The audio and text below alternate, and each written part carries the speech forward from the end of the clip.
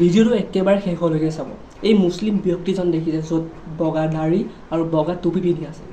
সিহঁতৰ এটা বন্ধুত্ব আছিলে, এজন মুছলিম আৰু এজন হিন্দু। তেওঁলোকৰ বন্ধুত্ব প্ৰায় 50 বছৰ।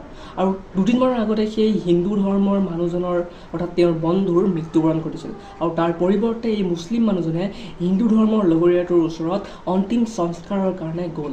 বহুতে বহুত ক'লে যে তুমি মুছলিম মানুহ, হিন্দু ধৰ্মৰ ওচৰত গৈ অন্তিম সংস্কাৰৰ কাৰণে যাব নোৱাৰা। কিন্তু এই আচল বন্ধুত্বৰ মানুহজনে সকলো কথা অমান্য কৰি সেই হিন্দু ধৰ্মৰ ব্যক্তিজনৰ ওচৰত হাতত হাত ধৰিবলৈ গ'ল। এটা কথা আছে নহয় যে বন্ধুত্বই ধৰ্ম শিষ্টাৰ একো নামানে, আৰু এইটোৱে এই মানুহজনে আজি দেখাই দিলে আমাৰ অসমবাসীৰ লগতে ভাৰতবাসীক। গম পাইছে? আৰু ভিডিঅ'টো যিমান পাৰে সিমান শ্বেয়াৰ কৰি দিব, আৰু পাৰিলে ছাবস্ক্ৰাইবটো কৰি ৰাখিব এনেধৰণৰ ইনফৰ্মেশ্যন ভিডিঅ'বোৰ পাই থাকিবৰ কাৰণে। ধন্যবাদ।